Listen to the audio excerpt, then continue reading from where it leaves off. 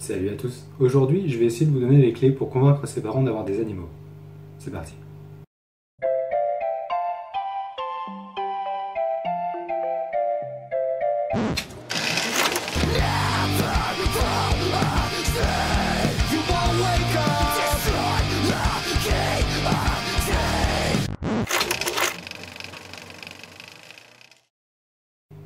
Cette situation, vous l'avez peut-être déjà vécue. Du coup, devant votre désarroi et dans ma grande mansuétude, je vais essayer de vous donner les clés pour convaincre vos parents d'avoir l'animal que vous voulez. Petit 1, ne visez pas trop gros.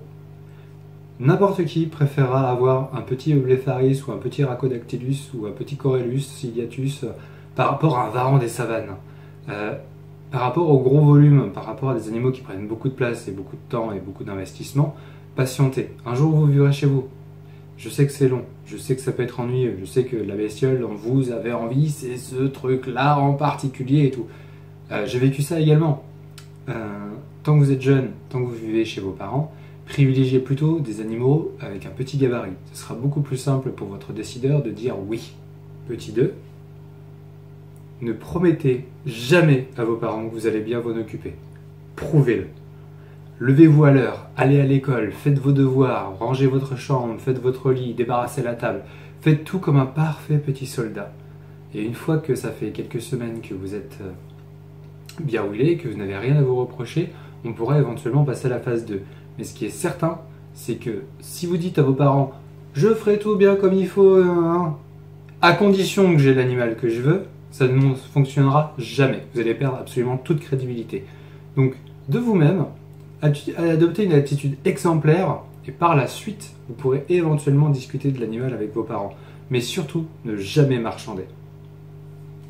La phase 2, vous allez vous renseigner.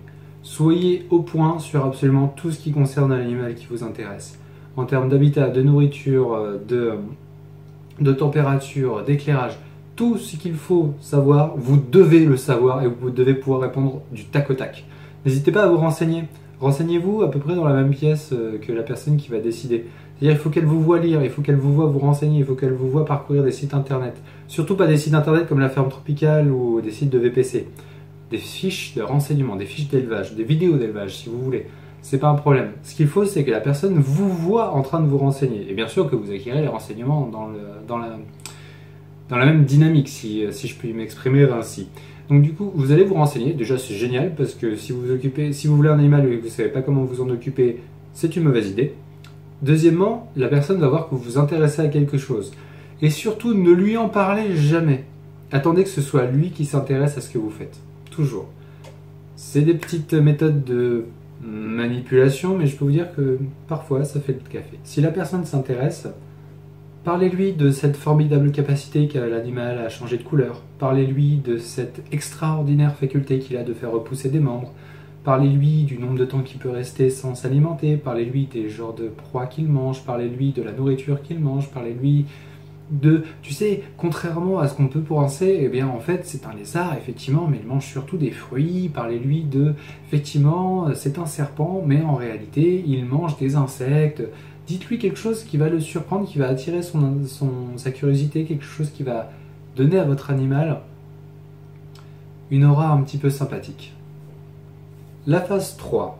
Vous avez été vu vous balader sur des sites de renseignement, vous avez discuté un tout petit peu de votre, disons, occupation pendant les derniers jours, vous avez été un parfait petit soldat également, vous avez fait vos corvées bien comme il fallait.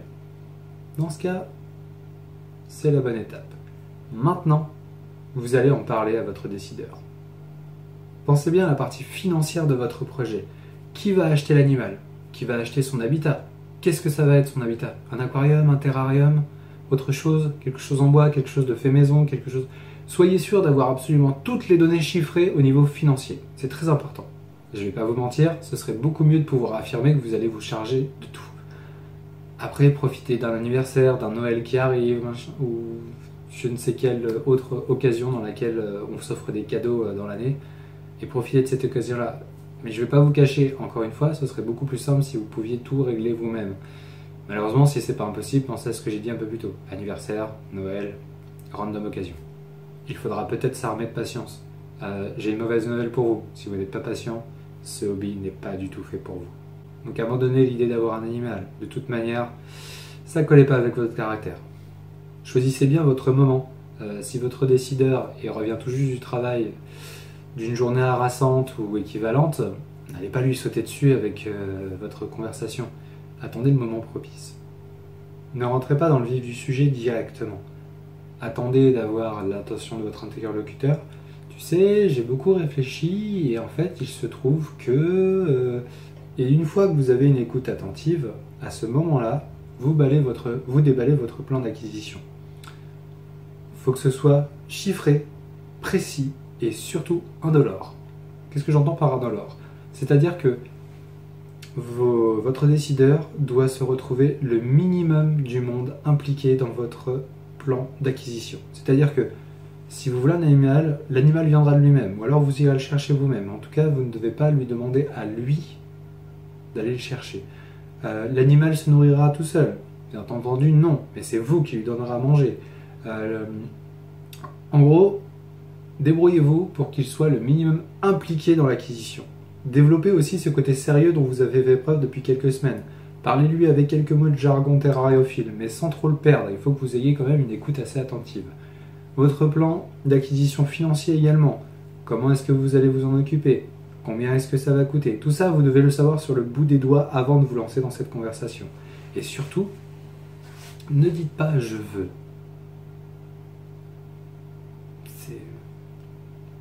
Non, ne dites jamais « je veux » à vos parents.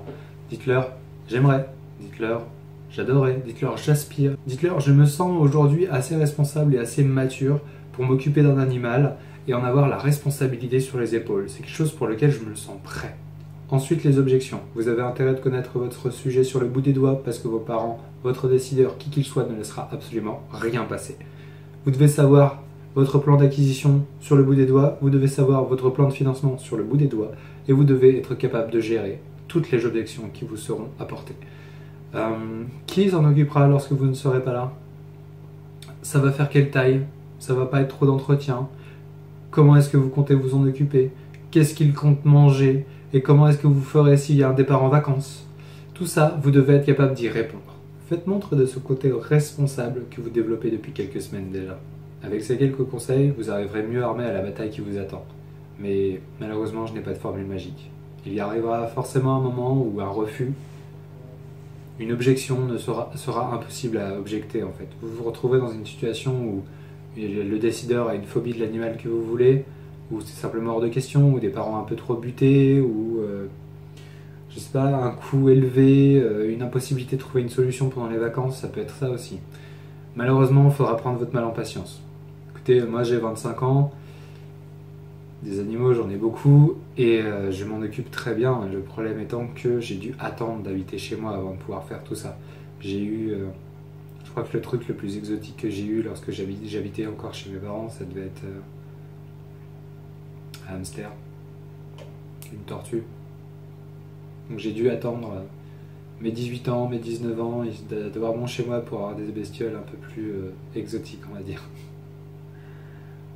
Mais c'était pas la mort. Et tout ce temps, j'en ai profité pour apprendre. Observer d'autres personnes, me renseigner. Et ma foi, si vos parents ne veulent pas, vous pouvez toujours vous renseigner, vous pouvez toujours prendre le temps, faire des plans pour quand vous serez chez vous. Je sais que c'est très loin d'être facile, mais c'est la seule option que vous avez. De toute manière, si vous vous énervez, vous n'aurez jamais l'autorisation de vos décideurs pour pouvoir avoir l'animal que vous voulez. Comme je l'ai dit un peu plus tôt, la patience c'est une qualité de terrariophile, d'aquariophile, enfin, c'est une qualité qu'il vous faut absolument développer.